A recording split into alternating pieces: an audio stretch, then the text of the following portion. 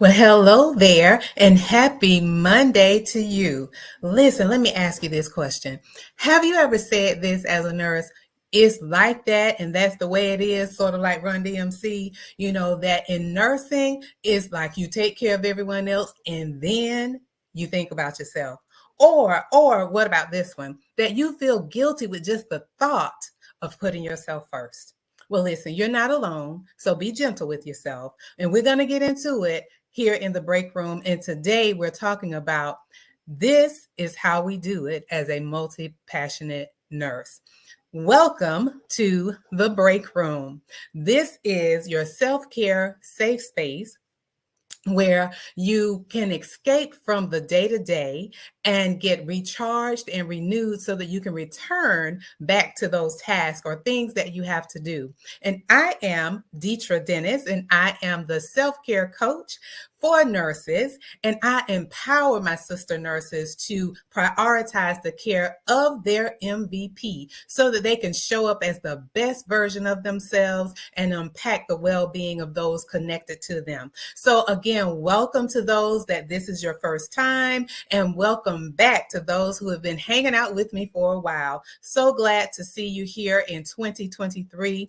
And you know what? I was watching one of the talk shows, and their theme for this year is 2023, 2020 me. So I think we should adopt that as multi-passionate nurses. What about you? I would love to see that in the chat if you agree with that mantra. So I want to share, we are live on YouTube, LinkedIn, and Facebook.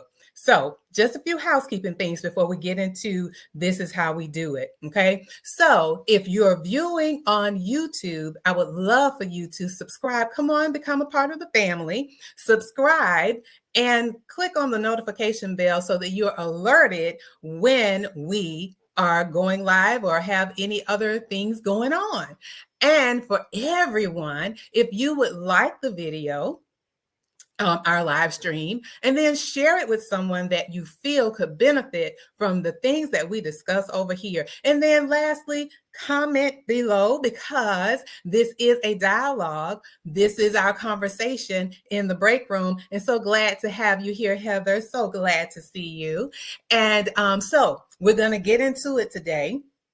Again, this is how we do it. Now, how many of you remember the song in the 90s? This is how we do it. You know, it's by Montel Jordan. Yes. So listen, I know. And remember last week, if you had an opportunity to view it, we talked about first things first. And self-care is so important that the American Nurses Association actually self-care is a part of the Code of Ethics. It's provision 5.1. So that means it's very important for nurses to take care of themselves. But I want to share with you some a research that was done again by the American Nurses Association, which said that, okay, even though it's the Code of Ethics, it revealed that 70% of nurses reported putting the health, safety, and well-being of their patients before their own. That is something to pause and think on, right? So I want to kind of take it a little bit further because, over here, we're talking about the multi-passionate nurses. And, we have the video on that. And I'll leave the links to all of the videos that I'm referencing today in the comments, or if you're on YouTube, it'll be in the show notes. But as a multi-passionate nurse, it goes beyond the career for us because we're taking our nursing to the community. We're taking our nursing to those that are connected to us, be it our family, friends, and in our faith community. And so when we're doing that, listen, we are doing the most and we're helping everybody and putting ourselves last. And when we're doing that, being everything to everybody, it is just really taking it another level, if you will. Again, if, like I said before, that we are doing what Mary J. Blige would say, 25/8 is more than 24/7. It is 25/8. We are never off. right? So I want to just share, we already know when we neglect self-care that it leads to stress, it leads to exhaustion, it leads to fatigue, it leads to burnout, it also leads to putting ourselves at risk for chronic diseases. But the thing that I want to talk about a little bit is taking it a little bit further. This you won't find on Google, because these are some things that I experienced before I made the shift when I had the opportunity to work with my coach and change my perspective on things. Because listen, I was definitely the one doing everything, being everything to everybody, and just exhausted on the path to burnout. But it wasn't until I changed my mindset that things are better for me now. Not that I don't stop serving. I still enjoy serving, because that's that nurturing personality in me that I still want to serve. I get fulfillment in serving. But we have to do it different, because listen, we are to serve from our overflow. When we take the time for self-care, and I don't just mean going to the spa, I mean every day that we are integrating self-care in everything that we do. That is what I'm talking about here. But what I'm talking about, when we continue to do what we're doing, the numbers show, again, this is another research that was done by the American Nurses Association, which says that nurses are less healthy than the average American. Another moment of pause, right? Listen, because what we're doing, we're going to keep getting those same results. But today, we're going to think of doing that different. But what I want to share with you, again, three things other than what we talked about with neglecting self-care. These are three things that really, really, I know, again, I experienced it.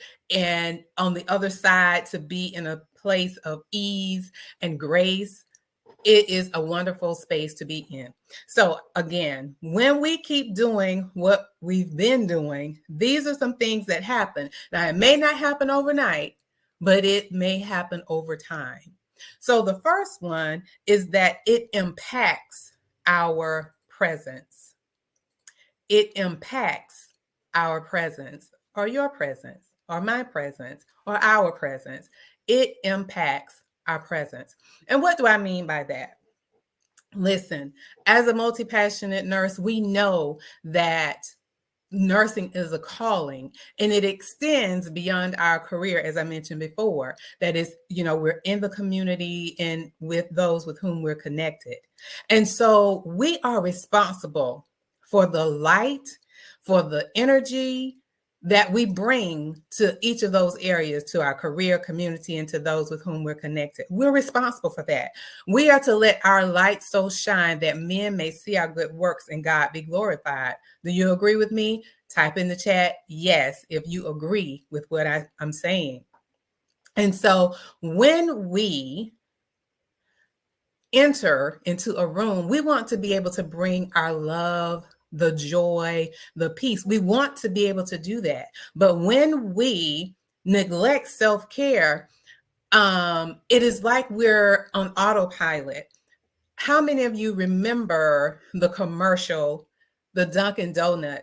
I know I'm dating myself, but with Dunkin' Donut, the gentleman, he would wake up when the commercial first started. The gentleman, he would wake up and he would, be all excited, hit the alarm clock and it's time to make the donuts. But, it started becoming routine and becoming mundane and being like he was on the hamster wheel, and he would wake up, time to make the donuts. So that passion that he had in the beginning was lost.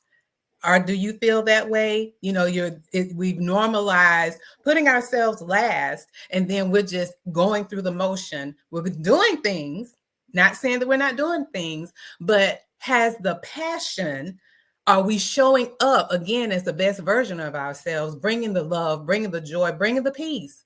Are we doing that? But when we neglect the self-care, sometimes we show up not being bringing those things. So again, when we neglect that, it impacts our presence. Number two, what happens? It impacts us being present. It impacts us being present. Well, if you've been around anytime, you know I love music. Look, hence the name, the title of our talk today. So I'll say it to you how the OJ said it, right? Your body is here with me, but your mind is on the other side of town. Now, have you ever been like that when it comes to at work? You're at work, but then you're thinking about all the other things. You're at a community event where you're supposed to be educating everyone, but you're thinking about other things. You're with your family, friends, or with your faith community, and you're thinking about other things. You're thinking about work or what have you. Has it impacted you being fully present? Has it impacted you? And so it's also called presenteeism. I'm not sure if you've heard that before, but it's, in the corporate setting, that is what's called presenteeism, being that you're physically you're there, but mentally, emotionally, you are somewhere else. So when we neglect self-care, this is what happens. It impacts us being present. And the last thing I want to mention is that when we neglect self-care, it impacts our power. And so when I think about, again, being a multi-passionate nurse myself, that, pardon me a second here, when we neglect self-care, we our power is impacted. So, when I talked about in the video signs of being a multi-passionate nurse, this is truly a divine assignment, a divine influence of us being multi-passionate nurses, again, extended beyond the career. And so when I think about in 1 Corinthians, I think it's 12:28, when I feel, this is me, I don't know if anyone else feels that, but I feel that when it talks about the spiritual gifts of helps and healing, I feel that that is what a multi-passionate nurse is. We embody those gifts, ministry of health and healing. And when we neglect self-care, that is impacted. It impacts our power. So we're doing all of the things, and we are to be vessels of honor, and we are to be used for the highest purpose that God created us for. And when we don't take the time to, as I mentioned, self-care is every day, integrating prayer, meditation, studying the scriptures, when we neglect those things, we may be doing a lot of things, but are we doing those things that our steps are ordered to do, or are we just doing things to be doing it, right? When you pause and have that time to connect with your source, whoever you call your source or your higher power, when you don't have time to connect to the source, that power, it impacts your power. Think about this and listen, I love to cook as well. I love music. But when you, as a farmer or a gardener, if you plant food, if you were to harvest the food, the longer the time that the food is away from the source, from the earth, it loses its potency. It loses a lot of its benefits. The same with us. When we don't have the opportunity to connect with the one who created us and who has given us the power, who is giving us the calling, it impacts our power. And I'll give you an example of when we are truly tapped into the power, we can receive those intuitive downloads, what I call intuitive downloads, or when God speaks to your spirit. I remember this was a time when I had incorporated self-care. And I had I'll give you two examples. One, there was a patient. I had just received report from, the outgoing nurse, and she was sharing with me that a patient had a fever and had a fever for some time. And, the doctor had done all the things, ordered the blood culture, ordered the culture and sensitivity. And so the patient was on the correct antibiotic, but for some reason that her temperature just was not breaking. She was getting the ibuprofen, in between, and just was not, the fever just wasn't breaking. And so I was, had gotten a report and was getting ready to go in to assess. So I was at the medicine cart to go into her room, gathering my things to go into the room. And right before going into the room, I pray every time before I, do anything before going into the patient's room. And so this time it was a different thing. As I was going into the room, I felt inspired to pray a specific prayer for that patient. She didn't know I was praying, and none of my patients know I'm praying because I'm doing that internally. So I went into the room, greeted the patient and the family and shared, I would be their nurse for the day, did my usual head to toe assessment. But when I, asked her to take her deep breath in and out, I prayed according to Matthew 8:14 and 15, that just like when Jesus went to Peter's house and his mother-in-law had a fever, that just would not leave her, as the scripture would say. But when Jesus touched her hand, the fever left. And I prayed that internally as I was doing the assessment for her. Needless to say, I don't have to tell you how the story ended. But yes, the fever broke. So those are the things that I'm talking about as a multi-passionate nurse. You want to be able to stay connected to the power because you don't know what a person needs. Yes, we know the science of everything that we do as a nurse, the theory part, but when you add the supernatural and the spiritual aspect of it, it's a different type of nursing, is all I can say to you. And the other example I want to share is I had an elderly patient that was in the hospital, and she was had been a frequent flyer, and her blood pressure was high all of the time. And sometimes how it gets, you see those frequent flyers, it's a revolving door, and it's like, okay, they are being non-compliant. But for some reason, that one didn't set well within me that she was being non-compliant. So I had the opportunity, thank goodness that particular night, it wasn't as busy. So what I did is I, just kind of sat with it, like, what am I to do? Because I just didn't feel right that she was being non-compliant.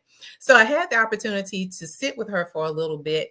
And, being an elder and being that I am a Southern girl and, growing up in the church, I asked her, I said, you know what? Can I do your hair? Because it's important that our hair looks good. I don't care how unwell or we're not feeling. We want our hair to look good. So her hair was kind of, all over the place. I said, do you mind if I braid your hair up? She was like, baby, go ahead, do what you want to do. So as I was braiding her hair, I asked her, like, what song do you really like? So we ended up singing a song. Again, y'all know I love music. So, it was, I get joy when I think about what he's done for me. So we were singing that, and, she was happy, clapping her hands and things of that nature. So, after we finished singing, I went to ask her a few questions. I'm like, you've been coming in and your blood pressure is high. What's happening? I said, are you taking your medicine? And she was like, baby, yes, I take my medicine, but I cut it in half because I can't afford to get it every month. I get it every other month. Ding, ding, ding came to mind, like, oh, she is taking it, but just not taking the correct strength.